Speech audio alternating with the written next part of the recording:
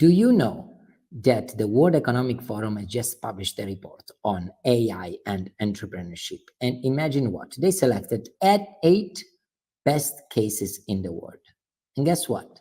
One of these 8 best cases is the Intel and JA program of AI and entrepreneurship getting it together. So I'm very excited here today on our podcast for Jenny 2024 to host one of our great partners, which is Intel. And in particular, I have Andrzej Jankowski, which is AI sales engineer at Intel. So we're going to have a discussion about how to make good use of AI for the business of young people, for the business plan, for the marketing, for the digitalization of your product. So thank you, Andrzej, for coming with us. How are you doing today? Thanks. I really honored to be here. Yeah, apart from being an engineer at Intel, I support also our education programs for teenagers, yeah, and for kids. So I'm especially happy to be here. That's amazing to hear that. As a matter of fact, with Intel, we are now expanding in so many countries in our collaboration and impacting millions of young people. Indeed, JA impacts 6 million young people every year in over 40 European countries. Now, everybody talks about AI, right? So tell me, you're the expert here. What are the latest advancements that we need to be aware of, that young entrepreneurs need to be aware of? Oh my God, there is plenty of latest advancements. AI is the field where you have latest advancement pretty much twice daily. But if I were to tell you what I'm excited about, or what AI community is excited about, yeah, and what is happening now, it's a number of things. So first of all, big models become better and better. So that's the first thing that is changing. Not very surprising, but better means also that they can understand more types of data. Until now, if you talk to a model, it can understood what you type and can answer in text. Yeah.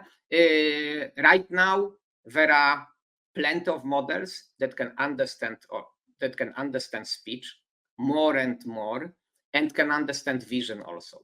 So you can imagine that pretty soon you would be sitting in front of a computer and you would be able to talk to AI. The same model would understand you. You could show the model around your room and it would be able to understand where you are and what you have in the room, and have conversation about this. So multimodal models are coming. This is really big advancement that you would see. On the other end of the spectrum, what I really excited about, and what started really last year, it's the smaller large language models. It sounds even funny a bit, yeah. Small large language models, yeah, if you think about it.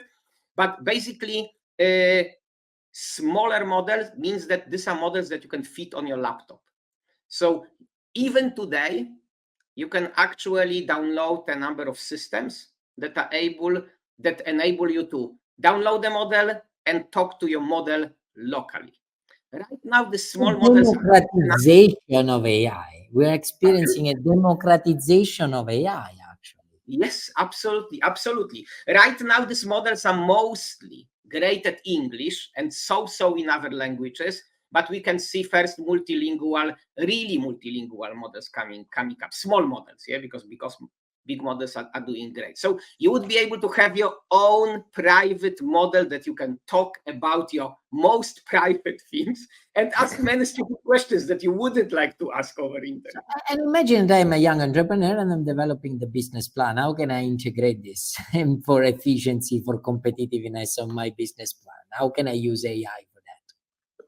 No, so fortunately, you have many choices. So well, first of all, I would like to say you have to be a bit of a programmer, or you have to partner with a programmer. Yeah, I mean, today there is no really work around it.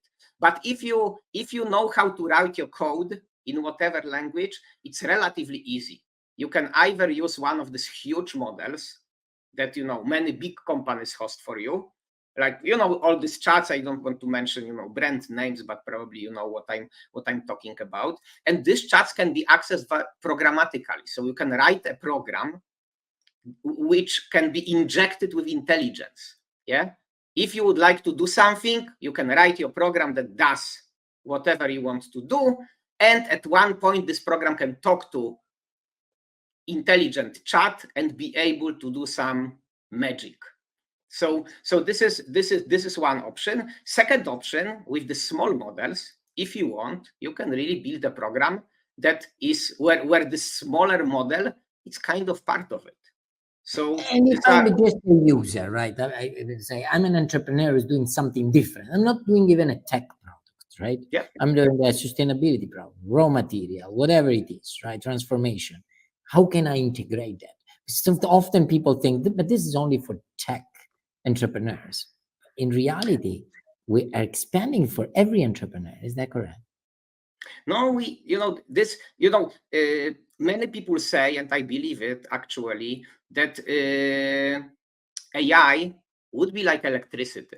Yeah, pretty much whatever you do. You want to drive a car, you want to read a book, you need electricity in your home. You want to drive a car, even if the car is powered by petrol, yeah, you need some electricity to have the lights on and stuff. And if you want to have a factory, you need electricity to power the factory. Yeah, so that's one analogy. The other, maybe closer to technology, it's internet. Yeah, so internet, it's a technology, but actually, whatever kind of company you would like to set up, yeah, internet is part of it. And if basically all technology develops, and you have to think about it this way: technology develops to the point where it just becomes part of a product. When my mom takes her iPhone, yeah, she doesn't think about connecting to internet. She's always connected. This is just part It's of her. connected automatically. Same as with AI. Connected Yeah? automatically. So that's the things. So you can think about it as your intelligent colleague from work that can do some stuff for you. And this is really powerful, because if you think why we are actually kind of driving the world and not some other animal, it's basically the difference is intelligence. It's not strength, speed, or anything else. This is intelligence. So now you can make whatever you do intelligent. If you are doing energy conservation, you can have powerful AI model that can analyze analyze how much energy is being used in your environment in a real time. Yeah, prepare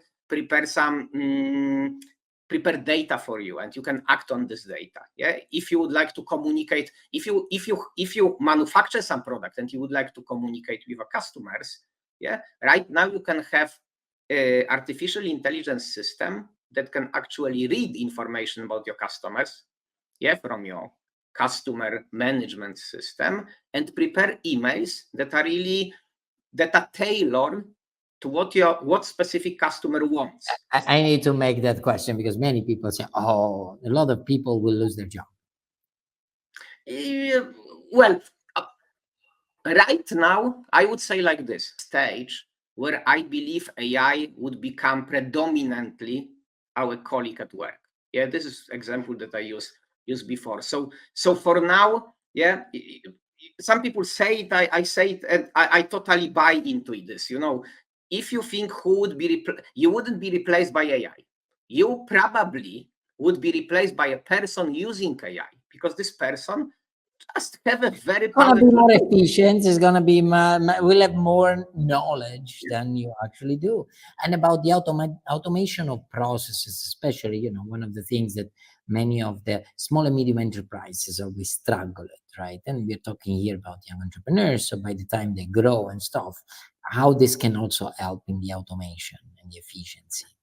So this is actually what is happening a lot. Yeah, automation is happening a lot, and automation. I tell you example of my company and other companies that I meet. Even if company doesn't prescribe us using AI for automation, people use it. We use it ourselves because it's just very, very convenient. And the hardest part, paradoxically, with automation using AI, is choosing what kind of process you would like to automate and preparing this process for automation. It's not AI itself. Yeah, you just need to be ready to use it.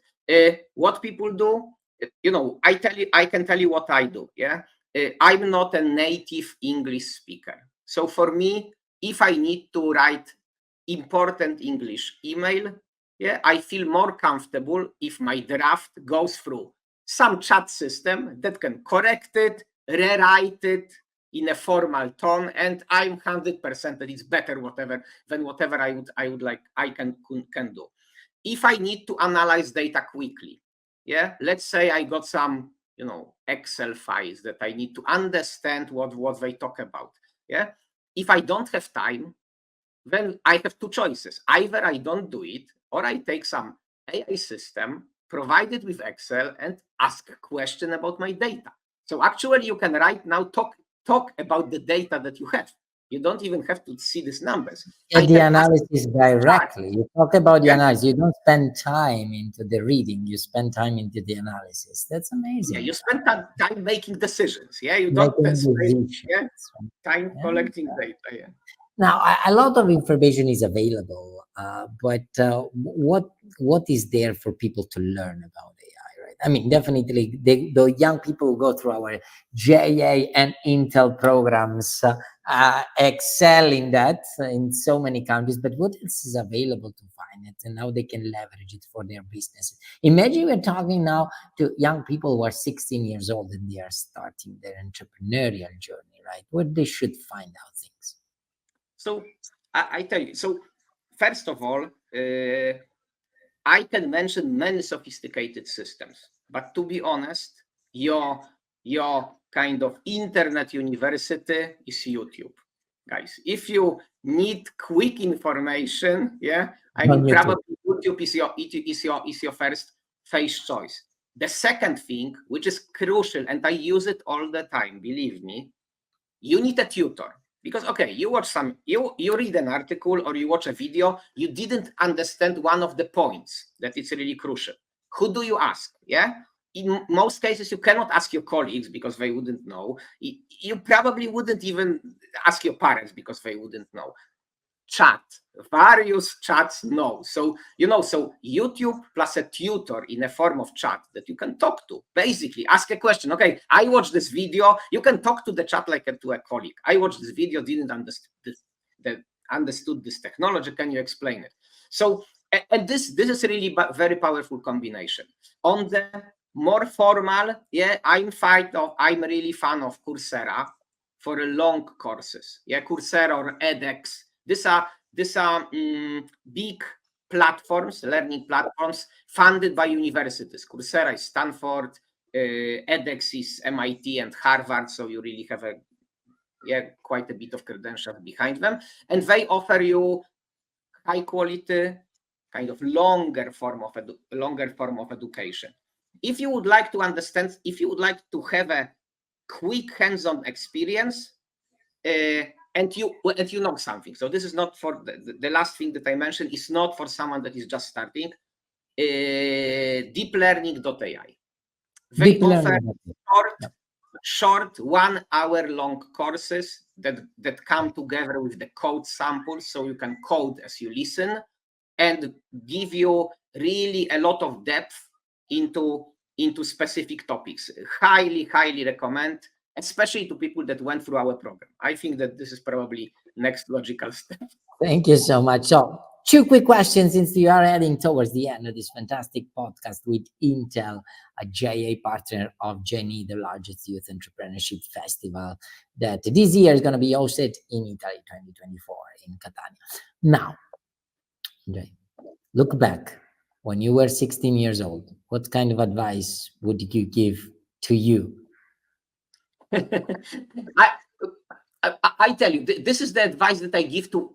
This is advice that I give to everyone. I would say right now in technology, you need to build whatever your idea is. Yeah, idea is not enough. You need to take it and try to create it. You may not succeed. You may succeed 10%, 50%, doesn't matter. So that's the first thing. You have an idea, you need to follow up on it. Yeah. I wish I spent more time coming up with ideas, and I mean less time coming up with ideas and more time actually trying to deploy them in the real world. And second, you are young, there is a huge benefit. A lot of people are happy to talk to you and support you. And really, believe me, I talk to many young people and providing my advice, and my colleagues as well. Use it. I mean, if you try to build something and if you reach out to people to help you do it, because I'm not saying you do it yourself. I think that this would get you very, very, very far. Thank you very much. Thank you very much. That's a very good suggestions, advice for the young people. I do have an advice for all of you, which is like, share, and comment this podcast if you like it. The last thing is to thank Intel for the fantastic partnership. We have digital awards exactly for Intel at Gen E that young people have applied for, and we look forward to our continuous collaboration with Intel and with you, Andrzej. Thank you so much for all those tips. It has been a great pleasure hosting you at the podcast Thanks, of Doc. Gen. Thanks.